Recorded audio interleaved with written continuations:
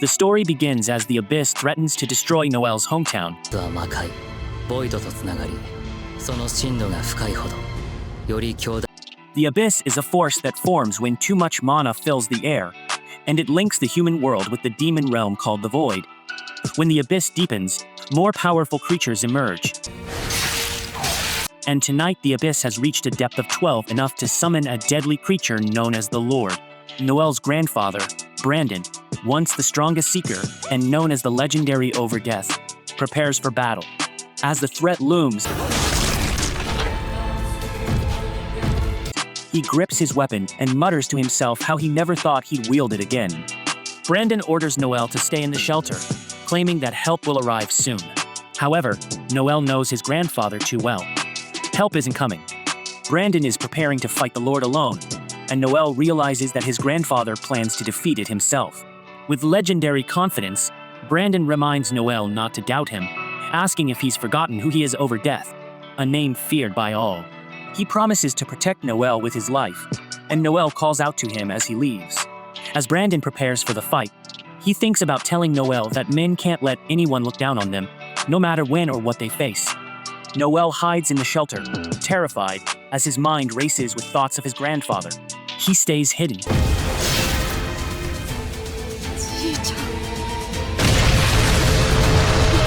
Feeling dread creep over him as the moments stretch on.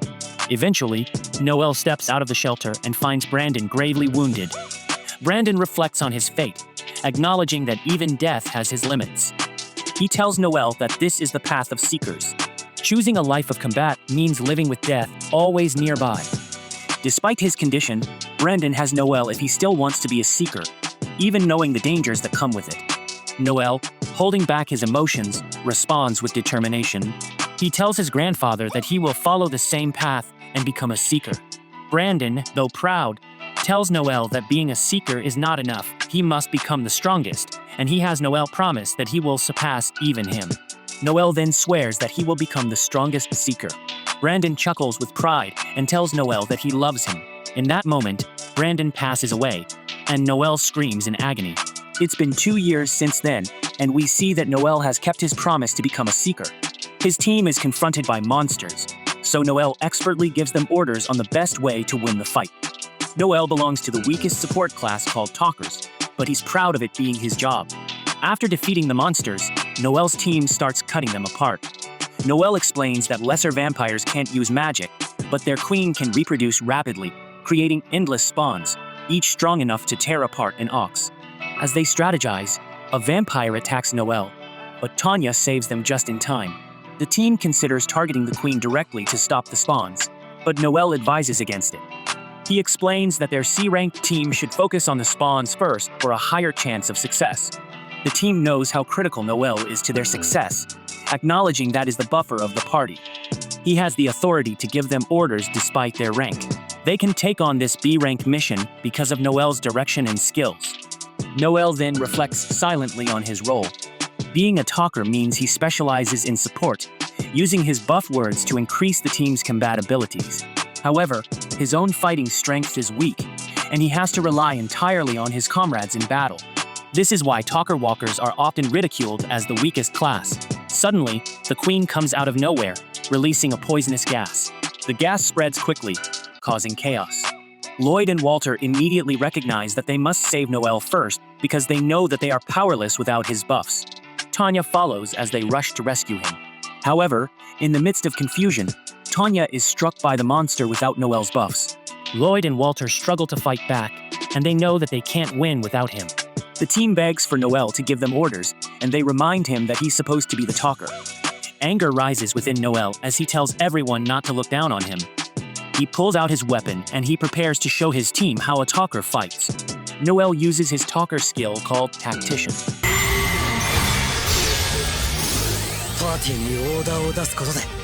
By giving orders to the party, it'll increase the abilities of the members by 25%. Noel tells his brain-dead team to avoid an attack, and he uses his battle voice, which increases the recovery speed of his team's stamina and mana.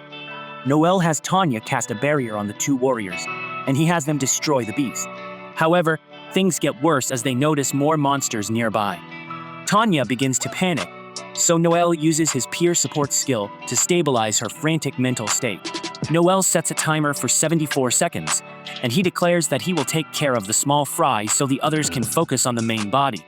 He continues to instruct the others on every single move they make, and he tells them to prepare the most powerful attack. Noel stuns all the small fry and prepares his magic gun, the only anti-beast weapon that a talker like him can rely on.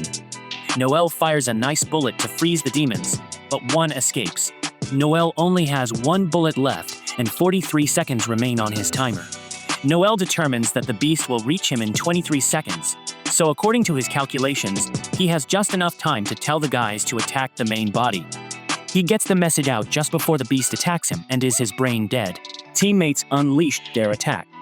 Tiffany's amazed that they were able to win, but she is horrified to find that Noel was struck. This is not the case, however, as Noah's timing was perfect. He dodged just enough to evade the attack, but also factored into his calculations that the spawns would lose their ability to move after the queen was defeated. The battle ends exactly as Noel predicted, with the mission completed in 74 seconds. His teammates, impressed but joking, tease him for being too calm and confident with his risky timing. Noel's thoughts then shift to a memory of his grandfather.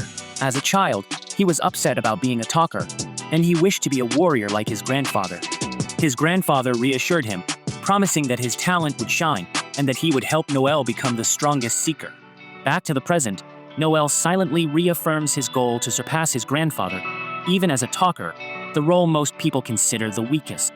Noel then explains how Etter, the capital of the Velnet Empire, thrives on magic and technology derived from research on the beasts. The city depends on seekers to protect it from the abyss, and they are admired as heroes. Later, while the team enjoys a meal, Noel reflects on how, at 15 years old, he began searching for companions in a tray, knowing that as a talker, he couldn't fight alone. Walter, part of their $5,000 reward, talks about their progress, while Tanya and Lloyd discuss aiming higher. Noel, however, quietly thinks that they could benefit from having a scout, but for now, he focuses on getting experience with his current team. The conversation changes when Walter asks Noel if he's upset about the reward. Walter is drunk, so he teases Noel for caring too much about money, saying a seeker should be big-hearted. Walter's words about money trigger a memory for Noel, reminding him of something his grandfather had once told him. His grandfather explained that seekers must prioritize money to buy the best equipment and supplies for survival. Being labeled as greedy or evil is a mark of success, not shame.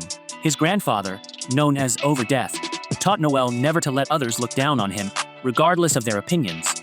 Returning to the present, Noel insists he is in upset, but Walter continues to criticize him. This escalates into a back-and-forth exchange, with Noel mocking Walter's reliance on age for authority. Ability is all that matters for a seeker, so Noel mocks Walter, refusing his age to force others to agree with him. The furious Walter accuses Noel of staying safe in battle while others take the risk. Walter reminds him that he puts his own life at risk to tank for the others, but Noel continues to taunt him. Their argument intensifies as Walter says that he will end Noel's life, and Noel accepts his challenge. Lloyd steps in to break it up, and he reminds them that they are all friends. He suggests that they split their reward and call it a night, successfully calming the tension between them. After completing the mission, the team is left with only $2,500 each. After paying the clan, Tanya is disappointed with the payout, feeling that it was too small for the effort involved. Lloyd explains that while the mission was tough, missions like these are rare, and they'll make more money when they take on another job. However, Noel points out that unlike official clans, they don't receive missions directly from the country, which limits their opportunities and earnings. He mentions how rare missions like these are, as for independent seekers like them, and how much more difficult it is without being part of a clan. Lloyd updates the group on their total savings, which amounts to just over $100,000. Without hesitation, Noel proposes using that money to establish their own clan. Lloyd warns Noel that starting a clan requires paying the country $200,000, far more than they currently have. Noel responds confidently, stating that he's willing to cover the remaining $80,000 from his own savings. His determination is clear. He believes that establishing the clan will allow them to break free from doing second-hand jobs and truly grow. Despite Lloyd's warnings about the high cost of renting a base of operations in the capital, Noel remains undeterred, explaining that he already has a lead on a cheap place. Lloyd expresses doubts about their ability to manage a clan, pointing out that there's still a young, inexperienced C-rank team. He feels that they aren't ready for such a responsibility. Noel challenges this thinking, asking Lloyd when exactly they will be ready. He argues that if they don't take action now, they'll remain stuck as C-rank seekers forever. He insists that experience will come from running a clan, not from waiting until they feel ready. Lloyd continues to express concern, stating that without the country's trust, they won't receive the high-paying jobs they need to succeed. Noel counters this by explaining that their youth, attractiveness, and strength are assets the country values. The government wants more seekers, and a successful seeker is often seen as both an idol and a hero. He believes that their look and skills will help them succeed, and he even brings up how signing contracts with companies could bring them sponsorships and additional income. Walter is still shocked by the conversation and can't believe that being good-looking could help them get better treatment from the country. But Noel remains confident. He even tells Walter that despite his flaws, he too has the kind of looks that could benefit the clan's image.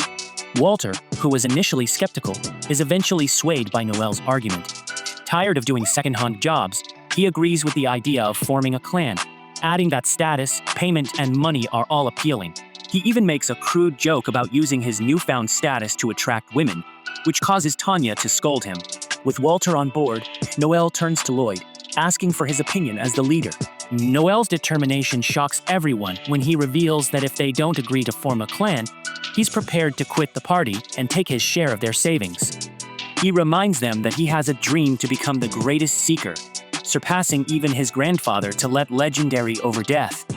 Lloyd is taken aback by Noah's conviction, but he understands that this is something Noah isn't willing to compromise on. After thinking it over, Lloyd agrees. His reason is that they would have to make this decision sooner or later. Tanya's still in disbelief about Lloyd's choice, but he reassures her that this was always the path they were headed towards. Lloyd recommends that they continue discussing the details later.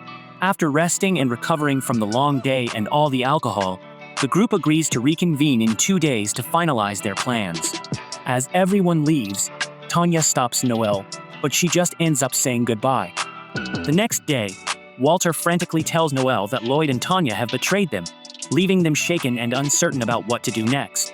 I appreciate you viewing my anime recap, Unruly Family. Please let me know what you think about this anime recap by liking, sharing, and commenting. And please subscribe to the channel to help us reach 5,000 subscribers.